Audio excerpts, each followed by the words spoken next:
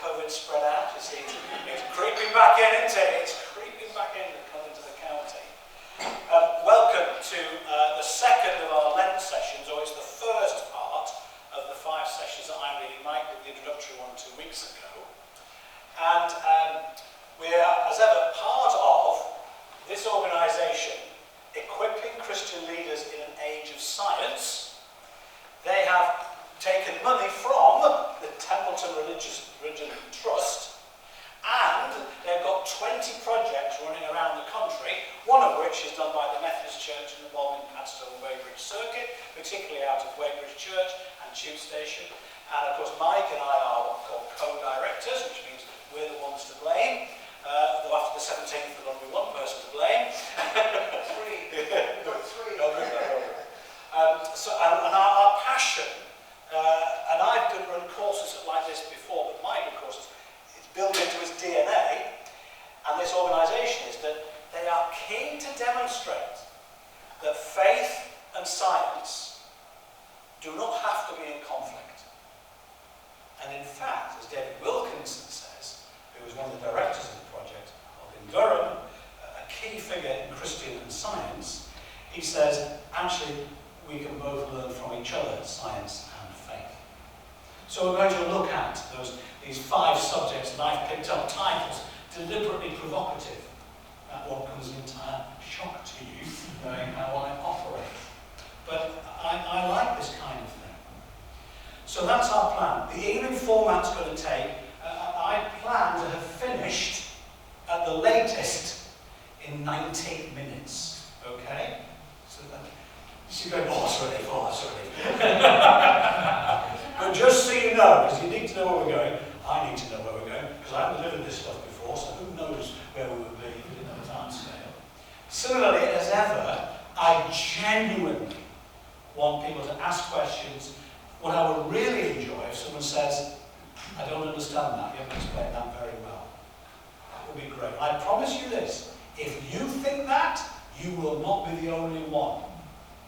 And what you're going to see is some of this is quite tricky. I give you permission to tune out of bits and pieces of this.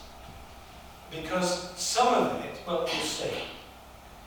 The format is going to be, we have a bit of talking by me, a bit of talking by you, and then we've got a number of video clips with, frankly, better qualified scientists than I will ever be. And we have an 12 minutes, Mike?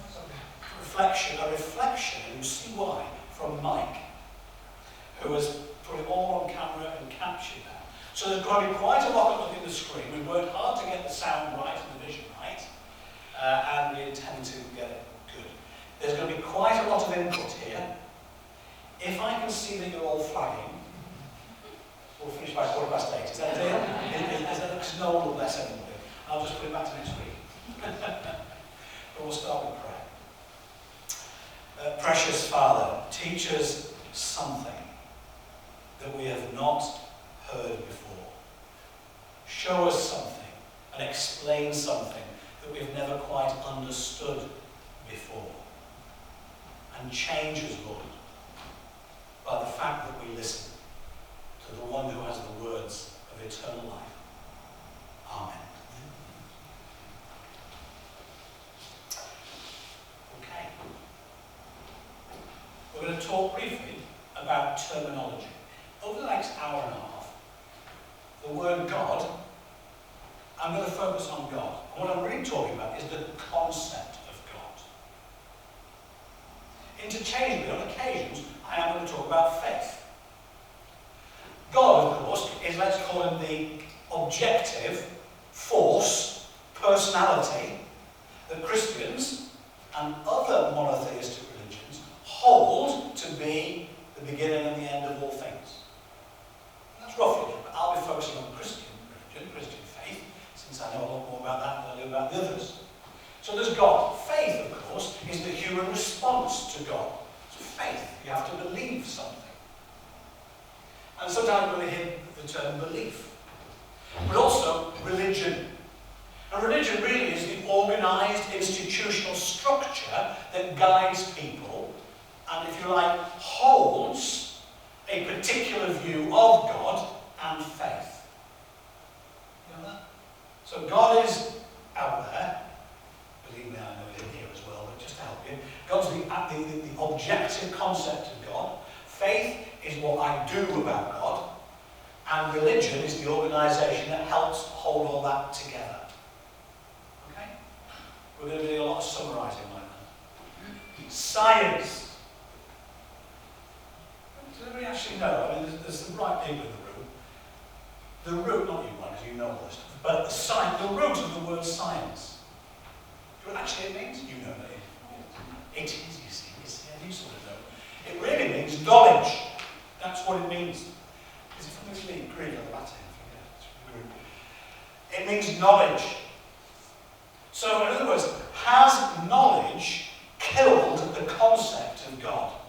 That's actually the question that I'm actually writing up there. Because no one's taken a gun out and shot God in the head. And of course, this kind of language has come from Nietzsche, who wrote an article who said God is now dead, and there's it's a complicated passage that he wrote, but people like that phrase. But really, I think what I intend to be looking at now is, has knowledge replaced God? The concept of God, to the point where he is not relevant. And I'm going to shock you in some places. We're going to spend quite a bit of time on those that don't agree with us. Because I look around the room and I know all of you, and I roughly know where you stand on the faith. Okay? So you're going to be surprised, you see.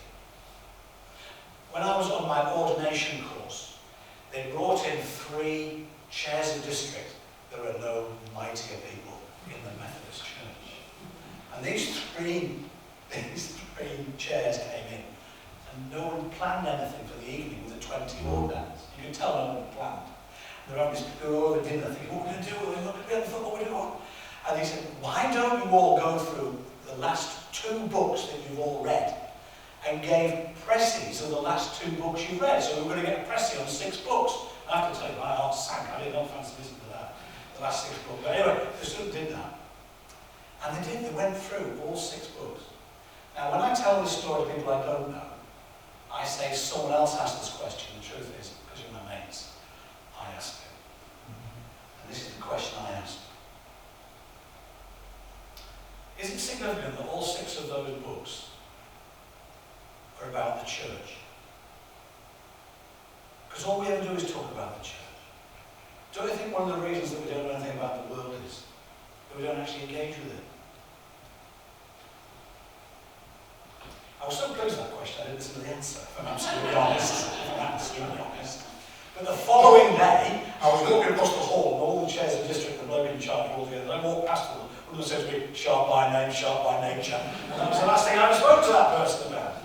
But actually, I'm serious.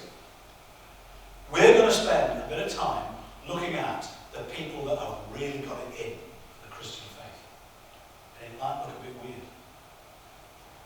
But first of all, I'm going to show you this TED talk. Just a few minutes of a TED talk from about 10 years ago.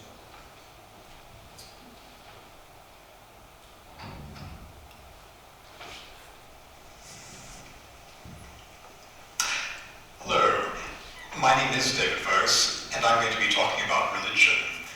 Now, I know some of you will be tempted to dash for the exit at this stage, but I should explain that I'm a quantitative social scientist, and I'm going to be talking about the decline of religion in the Western world. Now, whether measured by belonging, believing, participation in services, or how important it's felt to be in life, religion is losing ground across the Western world. Society is being transformed, and the momentum seems to be unstoppable. Well, at this point, you might be asking yourself a couple of questions. First, is it actually true? And even if religion is losing ground, could things change in future? I'm going to argue that yes, it really is true, and no, things won't change. Modernization has predictable and permanent effects, one of which I call the secular transition. Well, It's not the case that the pattern of decline is that people reach the age of 30 or 40 or 50 and suddenly decide that they're not religious anymore. What happens is they enter adulthood being less religious than their parents were.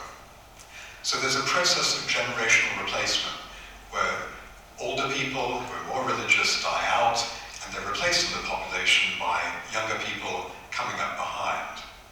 And that's a process that's been happening for decades now across the Western world, in some cases for a century or more. Let me take as the example whether people say they have a religion. And I'll use the example particularly of New Zealand, which has a question on the census about this. If you look at this graph, the horizontal axis at the bottom shows year of birth. So we go from the beginning of the 20th century on the left to late 20th century on the right. And you can see that for the oldest generations, those on the left-hand side, virtually everybody says they have a religion. 100%. And you come down to the right-hand side, and roughly two-thirds say they don't. 40%. So that's a remarkable shift to have happened in the course of less than a century. Well, this sort of story is found throughout the Western world, even in the United States, which is often thought to be an exception. Things have started more recently there. The process is still only just starting to be noticed, but it is happening. I'll come back to the US in a moment. And it's similar whatever measure we take. So it's the same for attendance at services, for example. Well, you might be thinking, okay, the old Christian denominations are struggling, people don't identify with them so much, they may not be going to services, but surely they still believe in God, or at any rate, they're spiritual in some sense, even if they're not religious. Well, here is the United States, and this shows the proportion of the people who say they know God really exists and they have no doubts about it. Again, by year of birth, older people on the left, younger people on the right. 75%. And you can see that in the older section of the population, something of the order of 3/4 say they know God really exists, and that falls to not much better than 2 in 5 for people born later in the 20th century. Or Canada, for example, where we have data on the importance in life of religious or these spiritual beliefs. And here again we see a sharp generational gradient from something like 2/3 of the oldest generation saying that these beliefs are very important to them, and that drops down to something like 1 in 5 for the youngest adult generations. Well, as you look at those, you may well be wondering whether I'm simply comparing the effect of being old with the effect of being young. Is it the case that people become more religious as they get older? Well, we have census and survey data going back quite a number of years, decades in fact, across the Western world now, and we can answer that question. And the answer is no. On average, people within a given generation don't change across the adult life course. So what we're seeing is not the effect of age, but permanent generation gaps. Lack of religion isn't just a stage that young people are going through.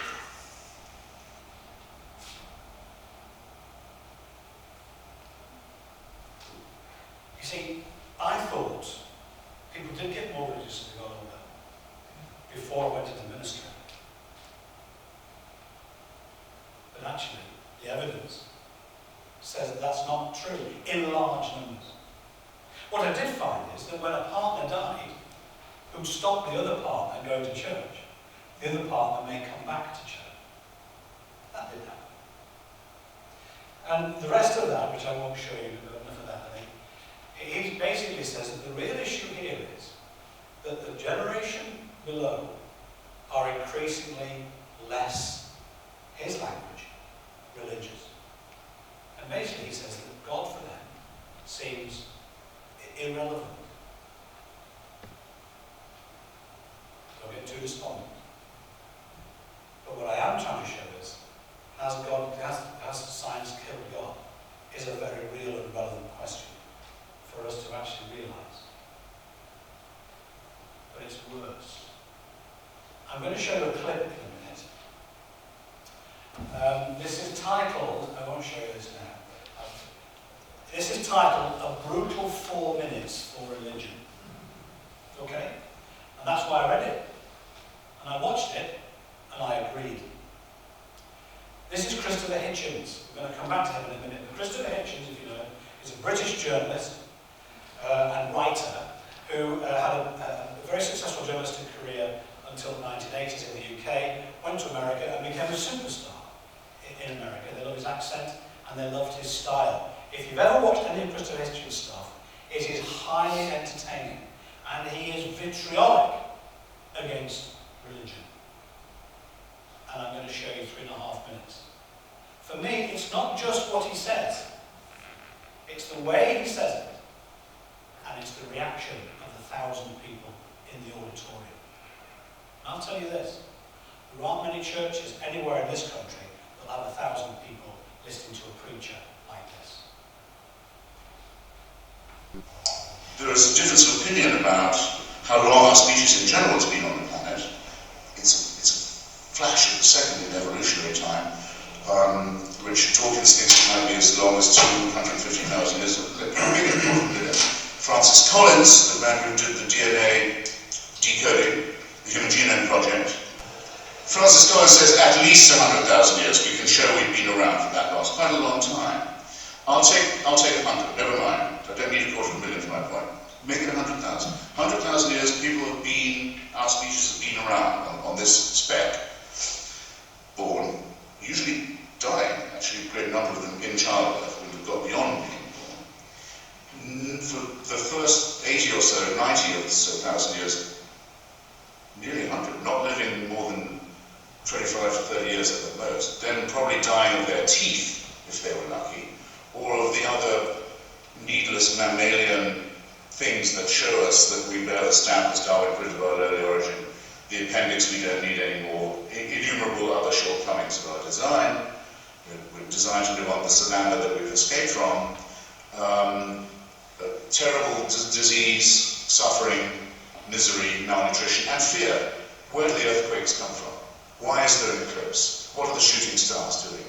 And awful cults of sacrifice to try and ward off what are in fact natural events. And war, and rape, and the kidnapping of other peoples and the enslavement of them. All of this goes on, gradually inching up to the point where you can brew beer, a breakthrough in my view, domesticate animals, separate one kind of corn from another. So very millimetrical progress, but terrible struggle, sacrifice, pain, misery, and above all fear and ignorance. And you have to believe this if you believe in monotheism. For the first 97, 98,000 of this, heaven watches with indifference. Oh, there they go again. That whole civilization's just died out. Well, what are you going to do? They're raping each other again. They're poisoning. They think that the other tribe has poisoned the well, so they're going to kill all their children. All of this. Just watch all that. 3,000 years ago, the most, it's decided now. We've got to intervene now.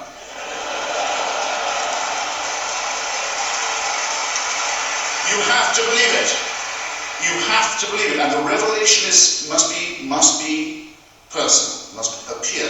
So we'll pick the most backward, the most barbaric, the most illiterate, the most superstitious, and the most savage people we can find in the most stony area of the world. We won't appear to the Chinese, who can already read.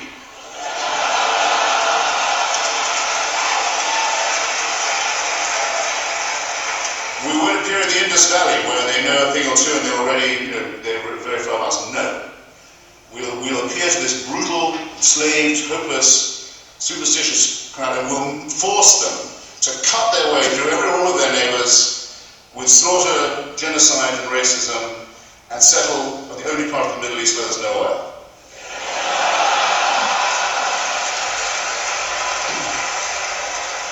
And all subsequent revelations occur in the same district. And without this, we wouldn't know right from wrong.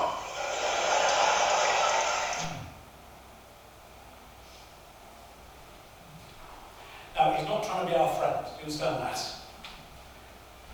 But what you're going to realise is that there are many intelligent people out there who think, yeah, there's 1,000 in the room. Got a standing ovation at the end of that. Over 2 million views. 2 million!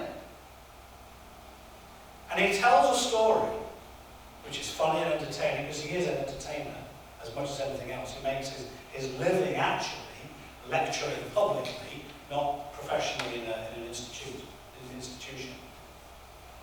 But he has the ability to show up some of the absurdities. And the reason I think he's worth listening to is because you and I have got very comfortable with parts of our story, and we don't see the absurdity to those who are on the outside of our culture, even to our own children and grandchildren. He's not the only one who thinks like that, but he is one of the best at articulating a very aggressive position. That God, if you really believe in this God, you have to believe he didn't care two hoots about humans until very, very recently. You know what? I love to hear arguments like that because it makes me think. I've been to enough services in my life, and I came away and I haven't been stretched 1 inch. I was told that God was nice and liked me, which is by and large a lot of what we do. This makes me think, and it makes me angry, and it makes me look for the God I sing about in worship, because I believe he's there.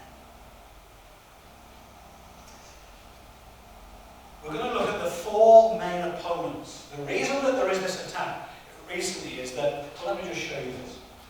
What has happened in the past?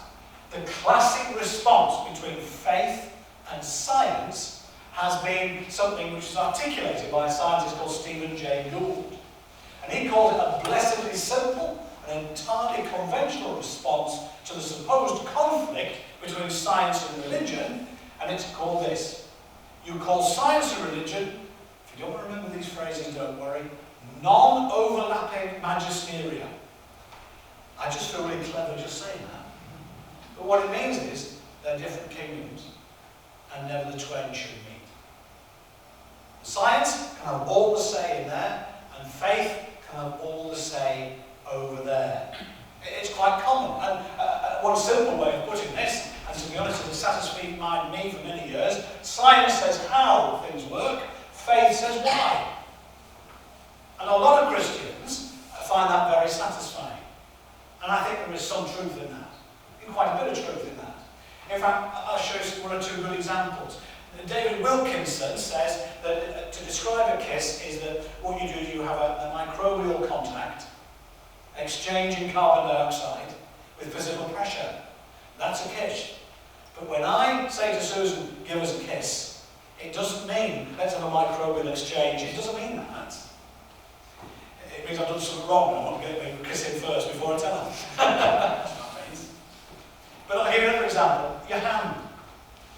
That's a hand. But if you go a bit deeper into the bone structure, that's a hand, and science, biology has taught us a lot about that. Anatomy, right back to Leonardo da Vinci and others. We then start about the muscles that are there. And science is absolutely fantastic at that. However, can you imagine the complexity of scientific trying to explain what's just going on there?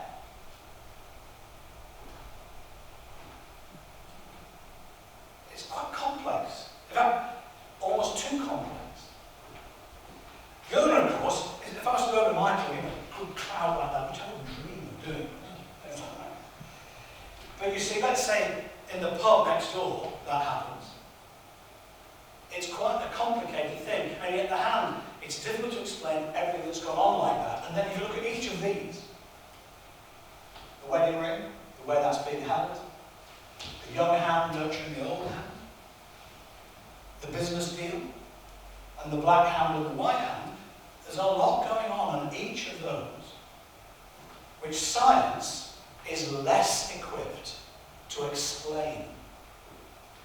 So science handles stuff like this, and faith handles stuff like that. That's been a fairly simplistic approach.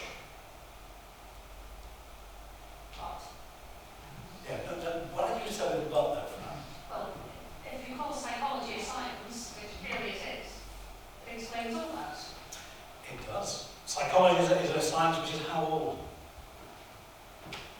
Yeah, less than 150 years old. It's a very new science. What's the name?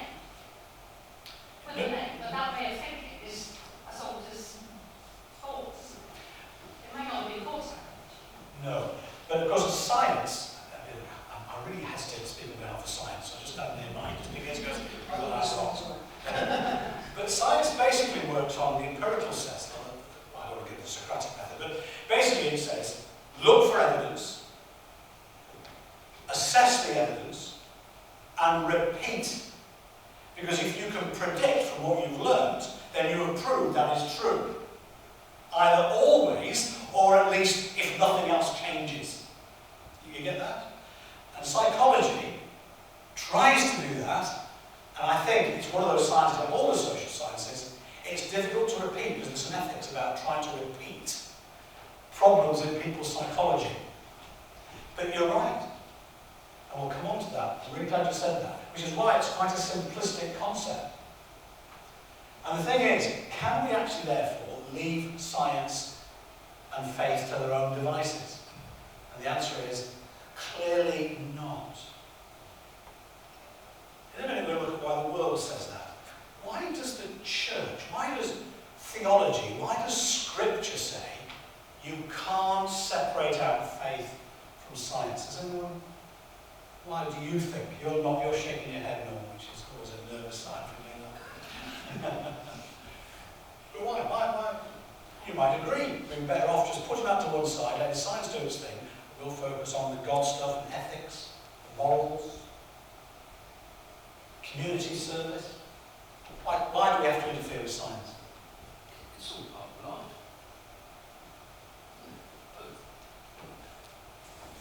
Because what we believe covers every part of life. And how do you know that? Is that just your opinion or Experience. so you feel that what you believe has an impact and a say over every part of life? Your life or everybody's life? Certainly not. Certainly not. Good. And where do you think Norman, where does Norman pick that up from? Why? Scientists are always asking the question, why do we believe that? Why do we think that? Why? It's maybe a bit obvious, but the Bible talks about it all the time. In the beginning, God. God spoke and there was, and we have a whole list of things over the next few things. So from the very beginning, faith believes that God is involved in every part of life. Jesus said, love the Lord your God with what? All your heart, soul, strength, and mind. So actually, although it looks blessedly simple and entirely conventional, I don't think, as Christians, we can accept that as a comfortable place. And although atheists did at one point, there has been a dramatic shift in the last few years. Have you come across the phrase new atheism? A journalist in America, Gary Wolf, wrote this: it's the belief amongst organised atheists that superstition, religion, irrationalism should not simply be tolerated. Instead, they should be countered, criticised, and challenged by rational argument, especially when they exert undue influence, such as in government, education, and politics. Crassly, don't let voodoo get access to the budgets and the military. Okay, that's totally my interpretation of it. And that's what they mean. And the thing is, this is astonishingly pervasive now. I went to a primary school. I've been teaching, my children went to this primary school in London, and I went to do some lessons. My kids had moved on, and their head said to me, oh, you have a bit to eat, have some lunch. In the primary school. So they're great, they're great. I love the food in primary school. He said, but have some lunch and then I'll meet you afterwards. So I sat there and I saw this little lad, a naughty little boy who I knew from the years I've been going in, but a character, and I loved him, I thought he was great. So he was sat by himself, and I thought, poor lad, I will sit next to him, in my collar on, and I'll be an example of what a true Christian does. And he loved my attention, and I sat down opposite, and he went, Now, I was just about to ask her a question. He said, I don't believe all your stuff anymore. And do you know what? He gave one of the best arguments I'd ever heard. He talked about some of the stuff we're about to talk about. 11. And the thing is, my arguments crumbled really. Because actually, he had been learned dogma, not argument. And I could hear his dad behind him. I could hear all that. And that shocked me. It shocked me. We're going to run through what is called, I'll give you a quick summary. There are 4 famous, what we call 4 horsemen of atheism. Richard Dawkins, you've all heard of Richard Dawkins, okay? You're not supposed to go boo. Christopher Hitchens, we've seen him. Was he new to you? So you know Christopher Hitchens. Sam Harris, he's never been in England, he's travelled, he's never worked here. And Daniel Dennett is the least known, trained at the University of Leeds. To my shame. But, and they met a Hitchens residence, and they videoed this thing. You can go and see it on YouTube. 2-hour discussion. We all get together, sit down, have a discussion about how clever they all are, about taking apart, why they have taken apart religion and Christianity and Islam. Believe me, they treat Islam just as harshly as Christianity. But let me just summarise for you what they say. And they'll be offended by how I've simplified this, but I bet you I'm really right. God is unlikely. You've got to have a lot of belief. Frankly, it's easier to assume there is no God. And most of what you believe in is based on false assumptions. God is unlikely. In fact, in Sam Harris's case, impossible. Faith, as we understand it, is unnecessary for a happy, fulfilled life. Spirituality, whatever it is within us and everybody that wants more than what we can see, is actually explainable by the laws of biology. Not by an outside force. It grows up naturally as a defense mechanism, as part of being human. The supernatural is a delusion. Just like all these fraudsters that have been selling snake oil. It's a delusion, they say. Get on. Religion is immoral. Because actually, it has led to the subjugation of women, homosexuals, people of different races. It has been used to kill, rape, and murder. And religion is therefore immoral and has done more harm than good. And if you don't want to examine that, that can sound quite attractive if you don't want to go to church on a Sunday. And this is the other one. The Bible is cruel. Cruel. You and I have come to terms with some of the stories in the Old Testament. And you and I have started to see the cross, I'm going to suspect, as something beautiful. I'm going to cling to the old rugged cross. But you see, if you don't get that, and you see a crucified man broken, because a father said, to actually rescue all these other people, I'm going to crush my own son. You've got to realise that many people out there think that is abhorrent. Christopher Hitchens says it is a cruel, foul, immoral doctrine. And he has millions of views.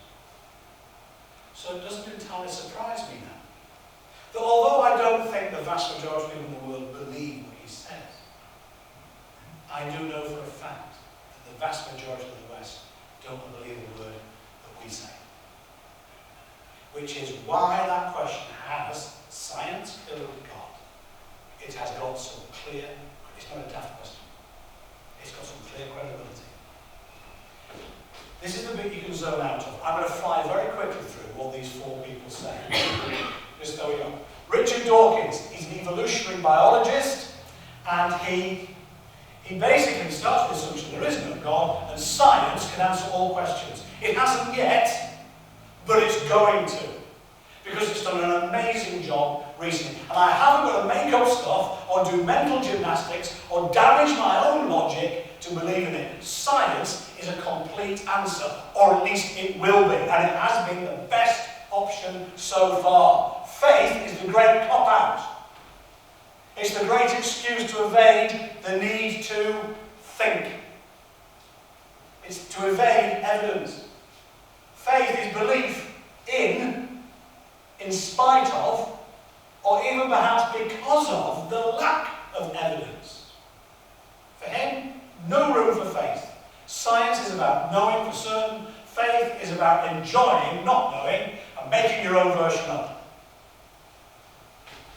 By the way, I've met some pastors that do that.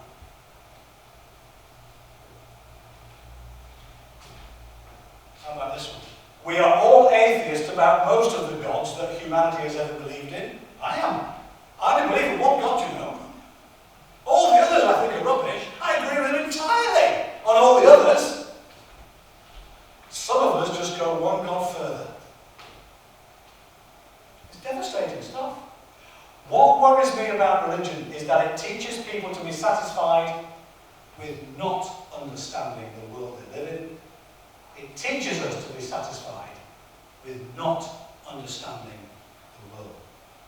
That's what Dawkins says. Or we just take these guys apart for a minute. I don't agree with any of that. But I'll tell you something. I bet you in Weybridge you'll find out there's some people that believe every word of that. Because they haven't examined it. They haven't looked at it. Let's just we'll pick one. This is Dawkins. I'll do one each for each of the four, because they all come from different positions. What worries me about religion is that it teaches people to be satisfied with not understanding the world they live in. Is that true? Are you satisfied with not understanding what's going on? No. He makes an assumption that religion is about saying, oh, don't bother with that, because, and here's the issue, don't worry about that, I'm going to heaven. And don't worry about that. I'll just do my little bits of good here. Don't worry about that. And he's been right. There has been times when the Christian church, or elders of the Christian church, have opted out of the big issues to avoid engaging with something too complicated. To avoid having what they're comfortable with unnerved and unsettled. One of the things I have been so chuffed with in my time here was what we did on Sunday morning. Connecting with not just the story of Ukraine, but the people. Astonishing. Wonderful. I love the email from him yesterday as well. In fact, in a few minutes I'm going to show you with real clarity that the reality is that much scientific discovery has been driven by religion, driven by God, driven by what we've heard from in the Bible. In some ways, that is just not accurate. But he's right in some instances. Any other comments on that before we move to Sam Harris? You all know. Okay. Sam Harris is a neuroscientist. He's really a writer, but he's qualified as a neuroscientist. And he believes this. He believes that all religion, all spirituality is actually wrapped up in complex neurological issues in our own brain. In other words, they're all basically physical outworkings of who we are and our response to external stimuli.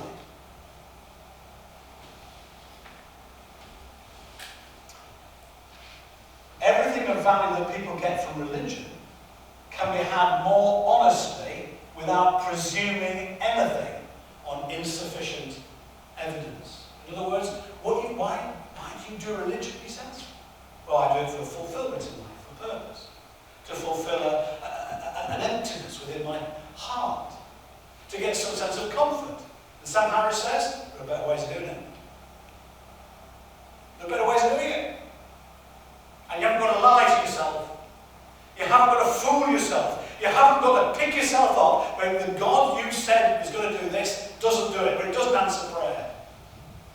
you lose somebody precious, no matter how long you beg for them to stay alive and to survive. There are better ways, and you haven't got to do damage to your own rationality. That's what Sam Harris says. Does he say what those better ways are? He does. He does. Because you asked that, I might look at a couple of them. But what I must say is this. None of them give convincing total proof. What they say is that research into neuroscience will help us to get better and better at that. In other words, eventually, what you claim about God, science will deliver. And he said, look at the development there's been in neuroscience. Look how we can treat psychological disturbance with drugs. Look how we've learned from cognitive behavioural therapies, how actually we can deal with problems that in the past we had no idea. Christopher Hitchens. I'll focus on one here. This is in philosophy now. This is called the Hitchens razor. It's a little phrase. He says this.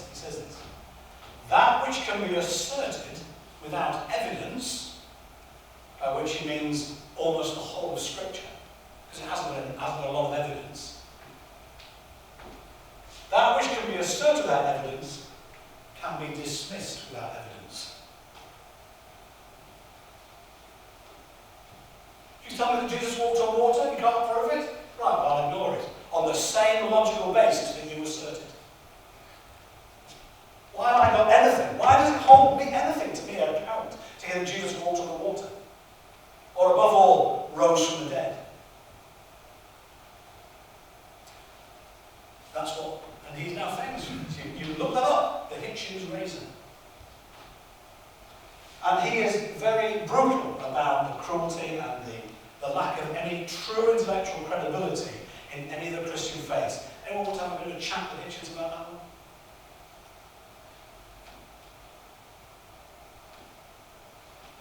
We will get this on. The resurrection does have some evidence. The resurrection has witnesses. Personal witnesses and reports of many other witnesses. It does. It has more evidence than many court cases in this country. It has written testimony. Personal testimony. It also has an impact. I quote this a lot. Mark Tully, who used to be, do you remember Mark Tully? He was the India correspondent for the BBC for years and years and years. He wrote a tremendous book on the Middle East. And it was worth picking up and having a look at just for the last page. And he said this, although I am not a believer, there is no doubt that something happened to that bunch of 12 disciples who thought they were going to be killed by the Romans. For then within minutes of the day of Pentecost, to walk out and start talking with courage about the Messiah who would raise from the dead. Something must have happened to them. That's evidence. And Daniel Dennett, the least known, and yet in some ways the most interesting for me, he basically says that we believe in God because by studying evolutionary biology, we can see that actually it gave us an advantage in biological development to survive. Those that believed in God survived better. And under Darwinian philosophy, how nature works, natural selection, that the strongest would survive and breed more and dominate. And he claims to be in the process of unpicking the development of human psychology and biology to demonstrate that it makes sense that religion was effectively created through biological processes. People used to think of meaning coming from on high and being ordained from the top down. But because of Darwin, he says, I don't think Darwin would agree with him, by the way, but because of Darwin, he says, no, all of this design can happen, all of this purpose can emerge from the bottom up, with no direction from a God at all. That's what he claims. It's a lot more complex than just saying, I can't see God, so I don't believe in it. And you're daft to believe in something you can't see. It's far more clever, it's far more powerful, it's far more relevant, and it has a far bigger impact than we sometimes realise. And I'm trying to explain to you here, in my limited way, in fact, I won't go through all these, because actually I've unpicked all of these. What was the one you asked for? Anyway, so we're trying to show how powerful these arguments, and good arguments are, good logical arguments. God is unlikely, and there's a summary of all of them, we can't read them now. Faith is unnecessary because it grows up naturally, or you can find better ways of getting the benefits of faith. Spirituality is explainable through natural selection and through social desires. It's better to be socially cooperative over time. Religion is immoral because they argue that, one of the things that Hitchens goes on about, he says, how can you claim it's moral to circumcise men and women? What on earth's going on there, he says. He's brutal about that. How can it be moral to take certain groups of society and to ostracize them? How can that be moral? And you do it, he says, in the name of God. And the Bible has a series of very cruel stories. Let me tell you one thing that helps me in the scriptures. I've learned this. Is that where we disobey Jesus, we are cruel.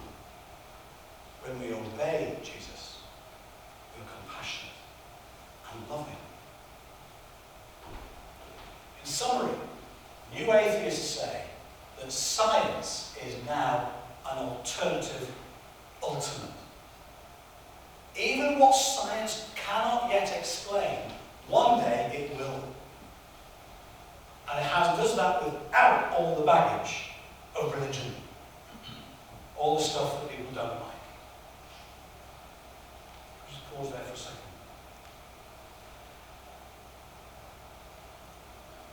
That argument is as devoid of evidence as our arguments. One day we go, well, we prove there is a God. Well, one day science will prove it. It's equally annoying. And annoyingly, that is the next 4 weeks summarised in one beautiful sentence. Absolutely. Of all the things that we read, that's the one that makes me... I can have a comment a little bit, because obviously I've explored this, and I've gone through the journey of going from the position of agnosticism and not atheism exactly, so I've been interested in the atheist approach. But I find the science, the statements of Hitchens and Dawkins and the others as being void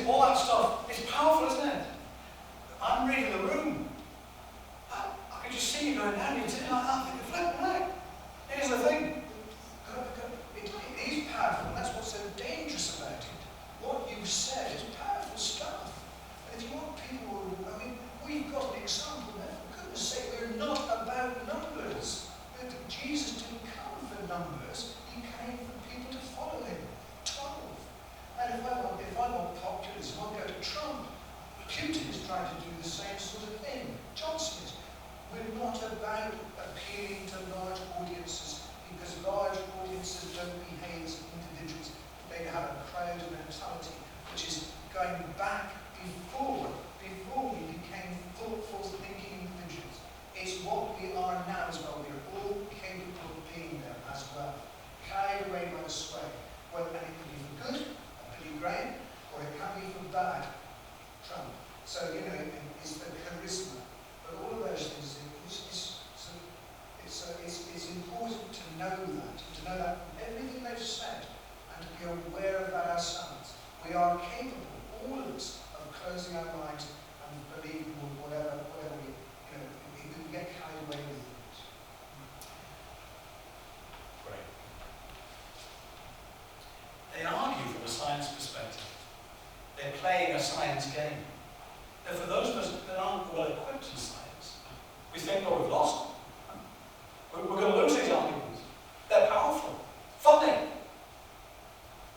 And yet, you see, we've got Mike Kant, who heard every word of that. And what did Mike say? But it's not true. Did you hear him say that? But this is the awful thing. It is true. Everything he says is true. What Putin is saying is true. There are far-right groups in Ukraine who are causing mayhem, who could, you know, there are extreme right. It's true what Trump is saying with his people. That's the awful, that's the power of it. But it's a limited truth. It's not the whole truth and nothing but the truth. There is evidence. It is strong and merciful to people. It's very selected. It's polemic. It's rhetorical. It's going back to the Greek tradition, which I have. So we need people to speak up, and that's why this course exists. Because actually we need Christian scientists. By the way, I'm not talking about the followers of Mary Baker Eddy, which is a particular, rather strange denomination which still survives in America and England. But I'm going to use that phrase if that's okay, because otherwise it's scientists of faith, it's a bit of a mess. And people like Mike, and I hate to speak about Mike, but I'm going to speak on behalf of a few other scientists who I know. Science is not an alternative continent. Because it is, Mike's phrase, limited. The truth it sells is partial. It gives just enough to convince those who don't want to listen any further. It's partial truth. Dangerous truth. And it is not an alternative ultimate. Because it has never yet proved anywhere near that it has the answers to some of the things that faith clearly does make claims for. Professor Andrew Steen is a physics professor at Exeter College in Oxford University. Andrew Steen, his specialism is in quantum physics. He's one of these people that I said to him once, because you see he's an usher at my wedding, is he? Usher at my wedding, married one of my friends, Emma. And I said to him once, did you build a Hadron Collider? He said, let's just put it this way, Al.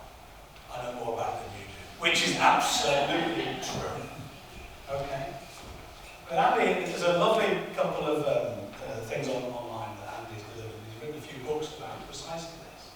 And he says this, science on its own explains, strictly speaking, nothing.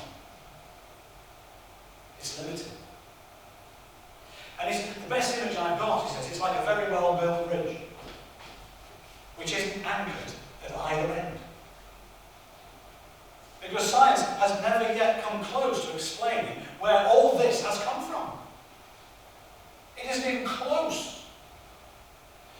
If you know anything about quantum mathematics, and I don't, but what I do know is this, that it's a complicated arrangement of understanding how molecules work and the intricacies and intricacies of atoms on minute, incredibly small things that microscopes just can't even code. In fact, it's so complicated you need mathematics to work it out. And sometimes there are errors in that, so there are what's called correction codes. And the correction codes in this country, some of them are named after him. Now, I don't really understand all that, but I'm really impressed about the award he got. And Andy, who knows this, who taught Sunday school for 20 years, taught Sunday school for 20 years, his says science on its own explains, strictly speaking, nothing. It can tell us nothing about how quantum physics, where it came from, and why it is the way it is. All I can do is work it out and explain it. I can't tell you where it's come from, says Elkin. And also the science is involved with at the other end, it doesn't explain what purpose. What purpose is it heading towards? It's a brilliant bridge science, beautifully made, and we're learning more about it every day, but it's not anchored at either end. It is indeed limited, and if misused, misleading. But experts in the two fields say history reveals a very different picture. Professor Peter Harrison has spent his career studying the development of modern science. He's found that science grew from theological roots.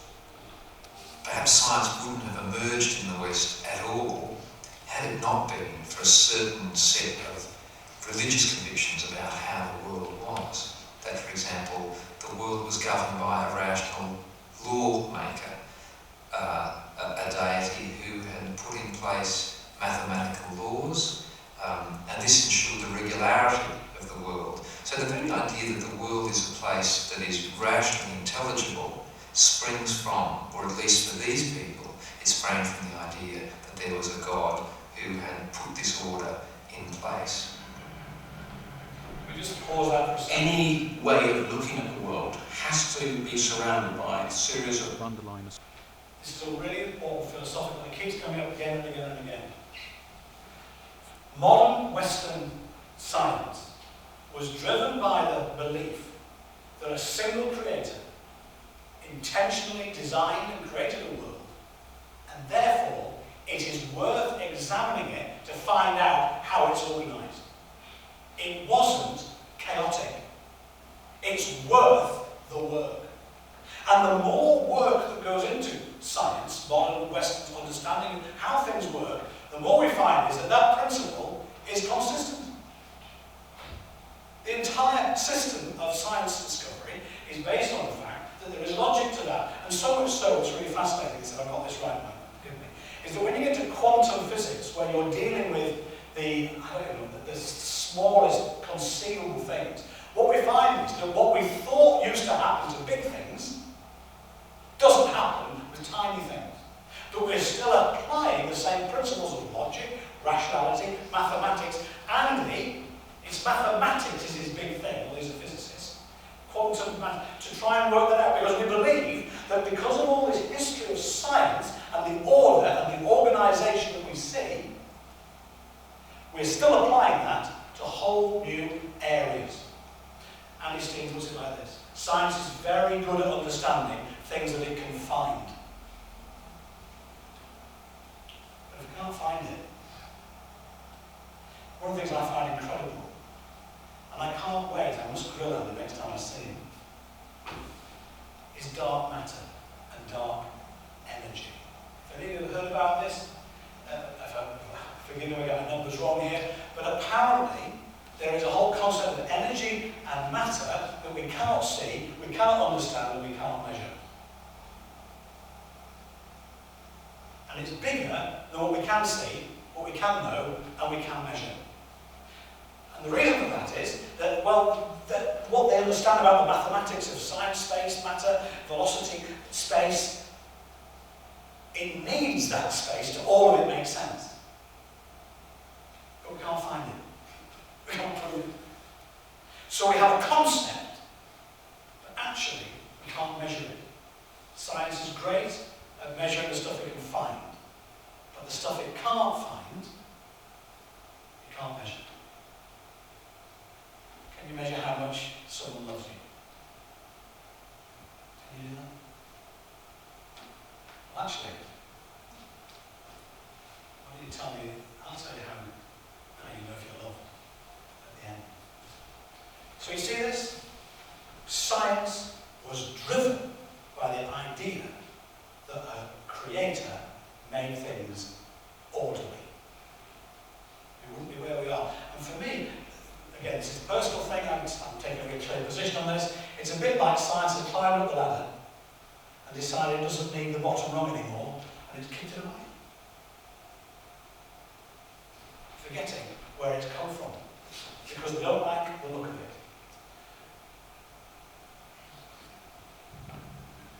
Any way of looking at the world has to be surrounded by a series of underlying assumptions which you must take for granted. They themselves are not open to proof. You have to proceed, in a sense, on trust. And that's what people broadly refer to in part as metaphysics. And to begin with, it's sometimes forgotten that science has to have some sort of metaphysic.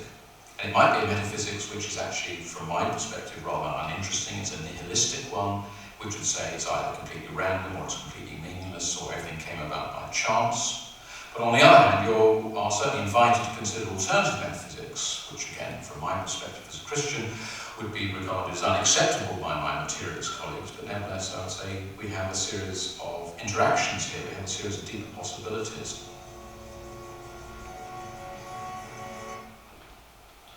So on the one hand, Christian scientists will say to us, well, hang on a second, you just believe that science is fictional, but you haven't got the evidence, certainly not yet. Oh, but we'll get it. Okay. But we believe there is an ultimate, actually, we have some evidence for that, actually the scientific system that we're working to grew out of that concept. So, in other words, Christianity is not at odds with science.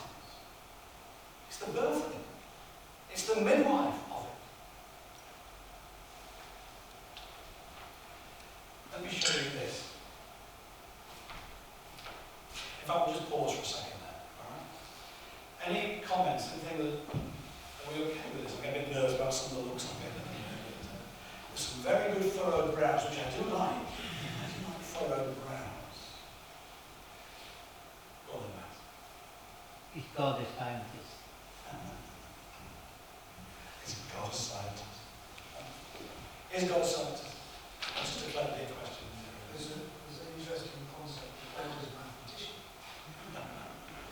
Yes, that's right. In serious, I think there's a wonderful presentation of it presents God as the apex of all disciplines, the ultimate knowledge and knower of all things. So I would say no, because he doesn't need to discover these things, he's the source of all of them. That's how I would see it. Any comments? I mean, how do you react so far? That would be useful. Are we going to, is it too dense? Or are we fetching? We're going to change gears slightly for the last 20 minutes. Norman and then Frank. One of the sayings that I recall that comes to mind is the more science discovers, the more we discover what we don't know. I think that's the phrase, isn't it?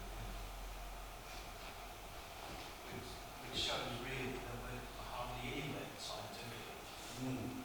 I don't know the history of understanding physical entities, but you know, we knew items, and then we worked out what elements were made upon. Then we got down to elements, then we got down to atoms, and then the parts of that, and now down to. Every time we look closer, there's something more complex down there. Now we're now down to quarks and what's else down there? Quarks and gluons and stuff. These are incredibly small. So you're right. The more you look, the more you find. Really, I found that in churches and businesses. You get there, you think you fixed it. Yeah, well, look, there's more to fix. Age racing. Every business I've been involved in, you think you just about got that settled, and actually you realise that we're all balancing on a whole load of ignorance. That's the real. We're all surfing ignorance. We think we're experts, but you know what? We're clinging on. We're clinging on to just know enough to survive. That's why, you see, I need help.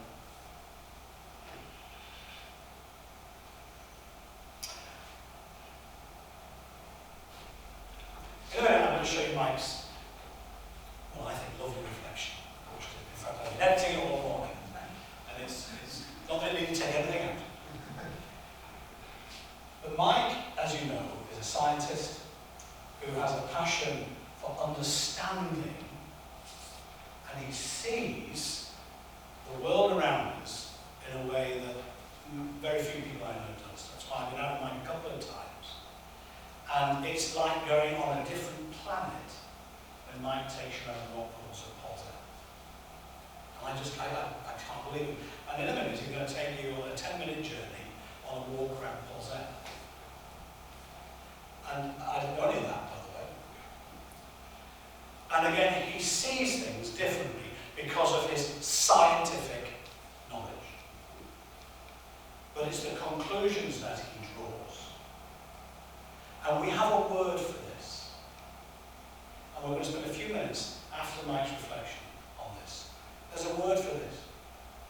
See, some people see this, and some people see the same thing, but they see something different. The scripture talks about having not just knowledge, but wisdom. Wisdom. Seeing not just what there is, but seeing beyond that. To see the bigger picture. And that's why we say we have reflections, songs, music. That's why in our churches we don't just have theological lectures. They're dull as dishwater, let's be honest. But that's why we have music. Because it lifts us above and beyond.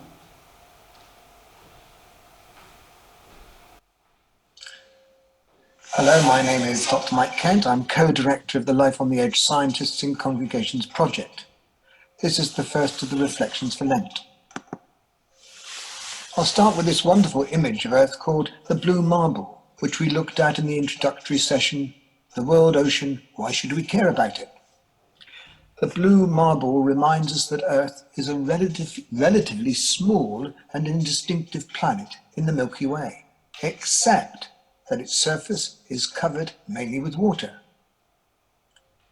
This seawater that makes our planet blue is the source of almost all of our fresh water, and it is what has made our planet habitable for sentient creatures like ourselves. Many people have been brought up to believe that there are at least 5 oceans that make up the global marine environment, but the modern view is that seawater is contained within one big ocean, and that this world ocean is in perpetual motion. A perpetual motion that is the result of random movements of water molecules being acted on by winds, tides and currents to create, among other things, the Great Ocean Conveyor Belt. A conveyor belt that interconnects each part of the world ocean to every other part. For example, we saw this in the introductory session when we considered a shipping container filled with bath toys was lost overboard in the middle of the Pacific Ocean in 1992. The conveyor belt took plastic ducts from the Pacific through the Bering Straits, around the Arctic Circle, into the North Atlantic, and then onto our shores at the mouth of the Kamoy Estuary. For the remainder of this reflection, I'm going to show you some slides I took on a walk from the church at Polzette, when I went onto the sandy beach and along the cliff path to Pentahayat.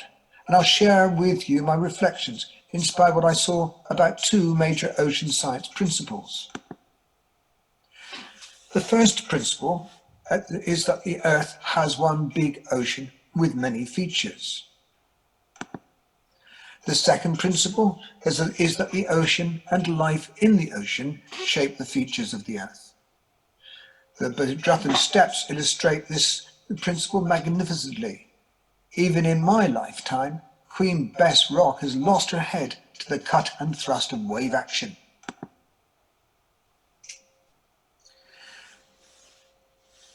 During my walk to Pentire Point, I encountered many things that illustrated these 2 ocean science principles.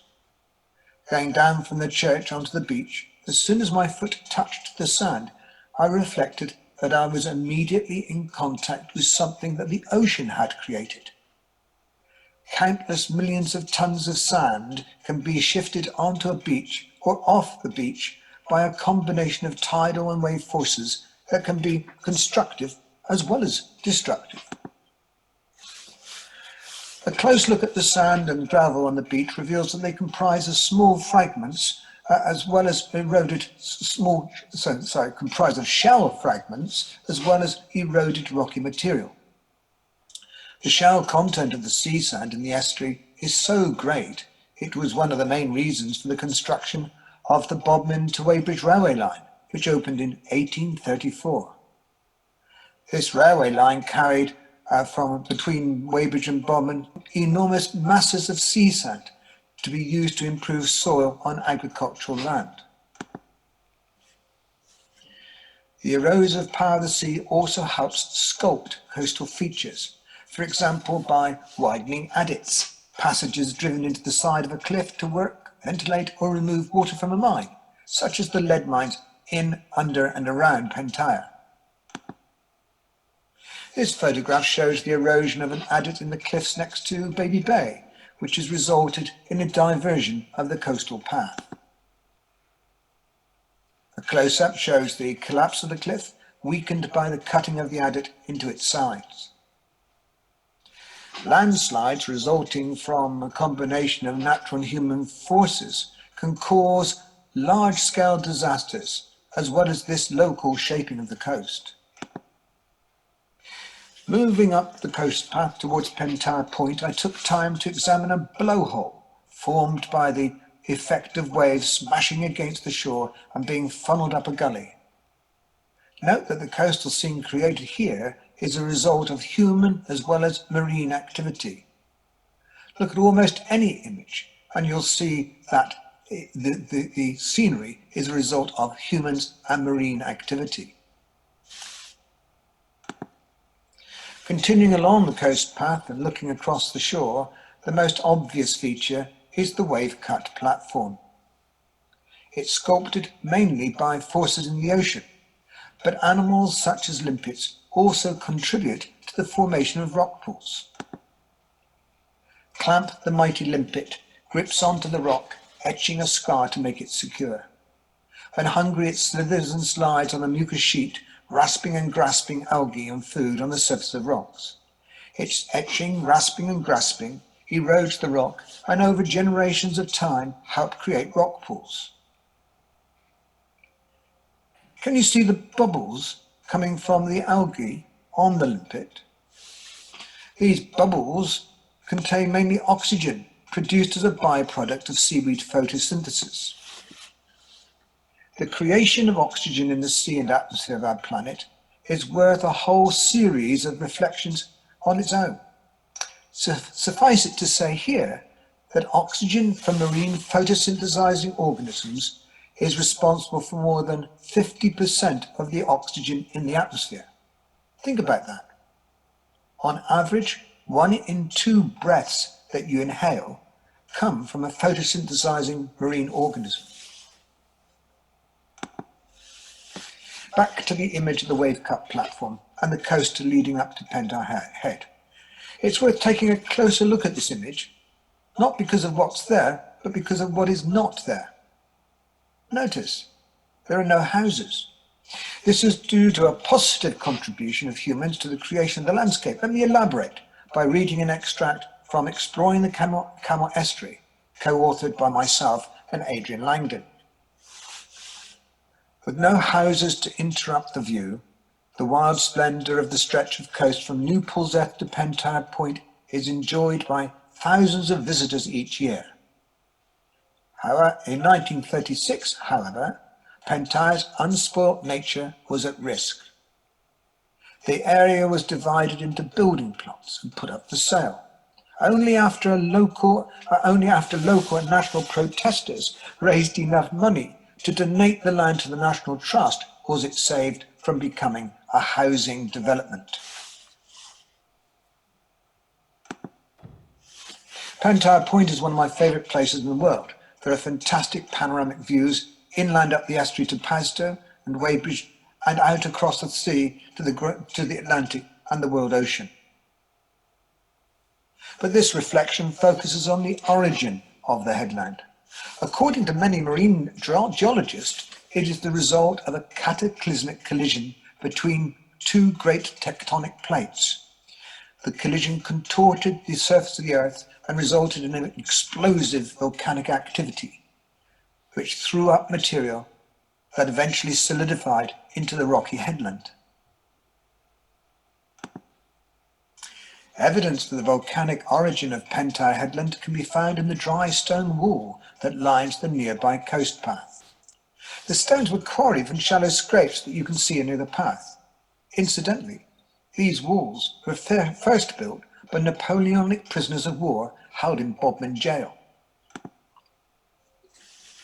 A close-up of the stones revealed that they are perforated by holes.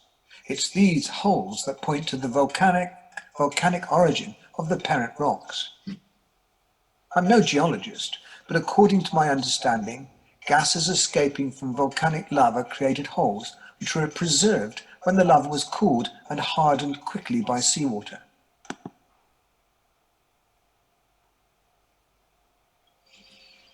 If you look closely around Pentire Head, you may be lucky enough to find the golden hair lichen. But warning, take great care if you are searching for these rare lichen. The golden hair lichen is a stunning and rare lichen, and a great joy to find. It grows in the cracks and crevices of the steep-sided cliffs. I really don't recommend going up around there, and I know some people who will not go anywhere near a precipice like this. Wisely so. Like other lichens, the golden hair lichen has creative function in this natural environment. It acts as a primary colonizer, breaking down bare rock to produce suitable soil for the growth of hardy flowering plants, such as sea thrift, indicated by the arrow, that form dense mats on the sides and tops of the cliffs. While reflecting on the golden hair lichen, I thought about the origin and creation of all lichens. According to accepted biological theory, they have evolved a symbiotic, mutually beneficial partnership between algal cells and fungal cells. The algal cells provide carbohydrates by photosynthesis. The fungal cells provide structural support and raw materials for this photosynthesis, as well as moisture for the algae. The evolution of lichens from algae and fungi shows that nature is not always red in tooth and claw. Evolution through natural selection can take place through cooperation as well as competition.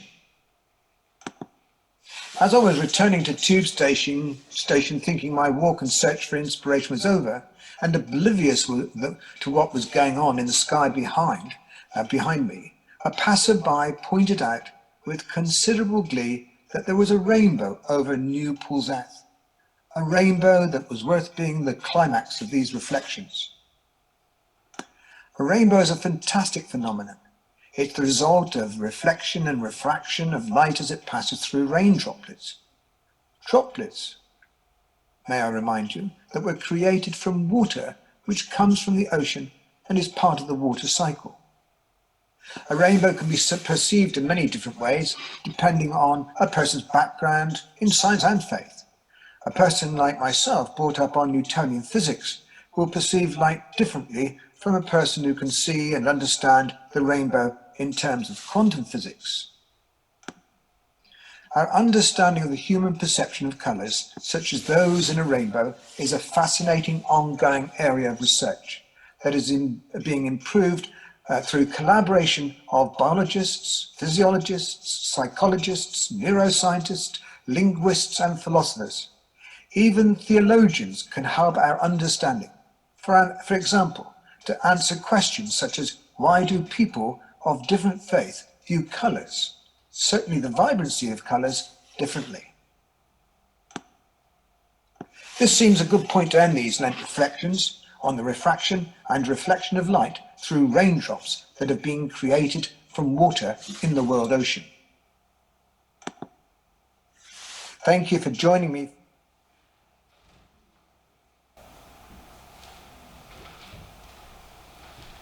In that analysis of all those things you saw, do you see any evidence that God is not necessary?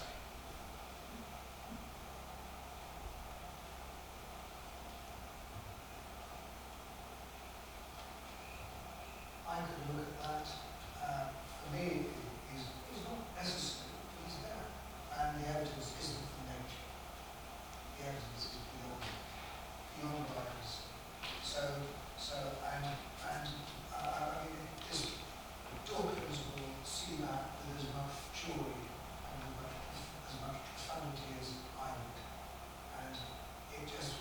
reassures me that we have a God for everyone, including Dawkins. Because no, really, He doesn't want a God, does he? it doesn't matter. It doesn't matter. I mean, do you always want the God that we have? You know, in terms of where we are, don't be struggling. The Bible is full of us, the song saying, shaking our fists at God in a way. But of course, yes, I need him, but that's different. It's a faith. And so, yes. See, what I saw there is a celebration of the extraordinary order and logic and the fact how it all works, how it interacts, how things that may look dangerous and destructive actually bring life. And in our limited science, our limited knowledge, we're going to look and say, how could God allow that coastline to be so ravaged by a vicious storm? And yet, you know, it brings life. And actually it feeds and refeeds the ocean. And how, we used to think, well, we have these 5 separate oceans, and we'd be very careless with them. Now we realise there's one. And actually, you know, a mistake made locally can have an impact 1,000 miles away. Because there is order. And there is order, Christian believes, because there is a creator. That doesn't mean science is an odd faith. It actually means we can both acknowledge the beauty and the power. And the word for that is, indeed, wisdom. We'll come back to that another time. We'll use that another time. This is what Scripture says in the Proverbs. The fear of the Lord is the beginning of knowledge. And fools despise wisdom and instruction. It says that the price of wisdom is beyond rubies. But humility is the root to wisdom. This is the last thing today and we'll wrap up with. It says again and again, love the Lord your God. Humility is the fear of the Lord. His wages are riches and honour and life.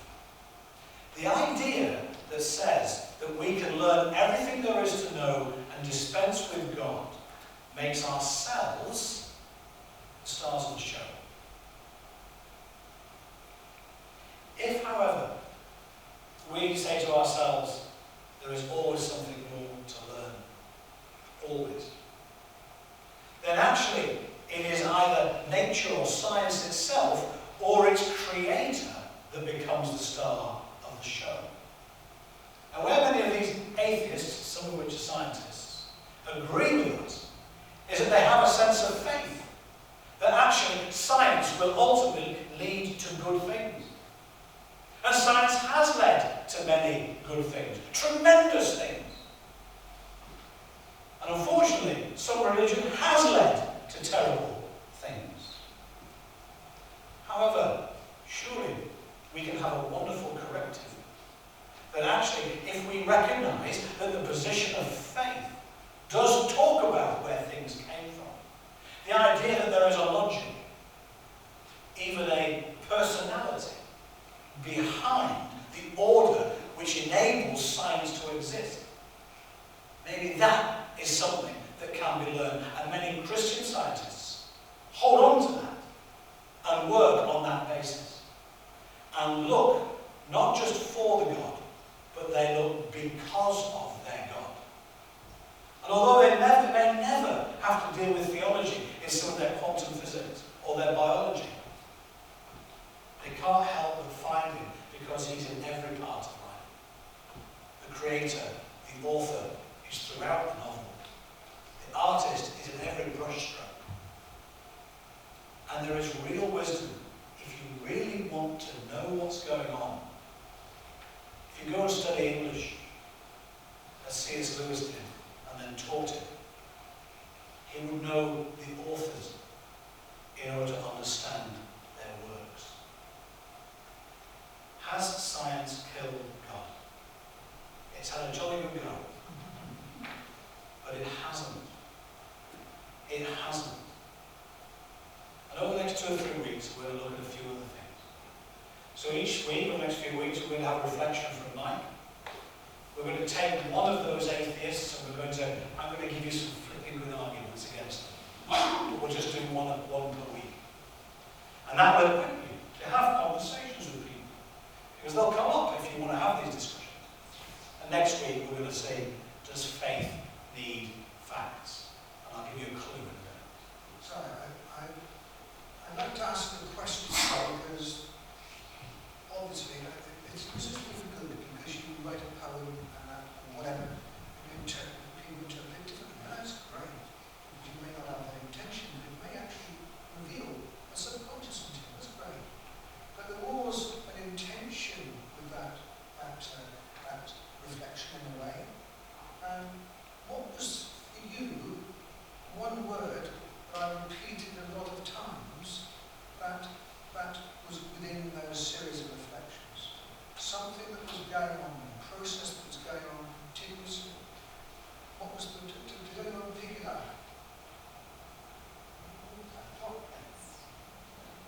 We used it again and again. It's to do with Genesis. It's to do with why I think faith is important to me. What I think we have been called upon. Why are we here? What are we meant to do? We're meant to love each other. But what have we been invited to do by God? What did he invite Adam to do in the garden, in a way? There was something there. The process that's going on. You noticed, we look at Pantaya momentarily. Did you see the Queen Bess Rock? In my lifetime, she lost her head. That's a creative process that's going on. It's continuing to go on. I mean, it's a fact. It's there, all around us. Pantaya Headland is a creative process, a cataclysmic process, which we would, if we were at the time, gosh, why is this happening? It's, Job talks about it, sculpting, like a sculptor. That's a creative process. But the headland that we see now is there partly because of people in the 1920s, 1930s being co-creators. And that, to me, as a biologist, as someone who's interested in the environment, that is what informs me. And we are given a tremendous invitation. For me, Genesis is part of it doesn't stop on the seventh day. God did not create it and stopped. That's a fact. It's going on. It's continuing. It's a continuing creation. We've got that in the New Testament as well. But we are asked to be co-creators. And what we're going on to in the summer series, you're going to be invited to be involved in things which help us to be co-creators. And I think that's important. Sorry about that, but because that was the point, Alistair, that is great, because Alistair and I haven't discussed this, and I think it's a really good way of doing it. But I hope you can mind me. Thank you very much. Okay, I want to wrap this up then, I said we would. So next week, we're going to look at faith needing facts. I'll give you a clue. Of course it is. And I'll tell you what the key fact is. You don't need to come for the last 5 minutes. It's the resurrection of Jesus Christ. The resurrection of Jesus Christ. On that, all our faith hangs. All of it. Says Paul, not Alistair. Let's pray, and then we will let's share the grace. The grace of our Lord Jesus Christ, and the love of God, and the fellowship of the Holy Spirit be with us all.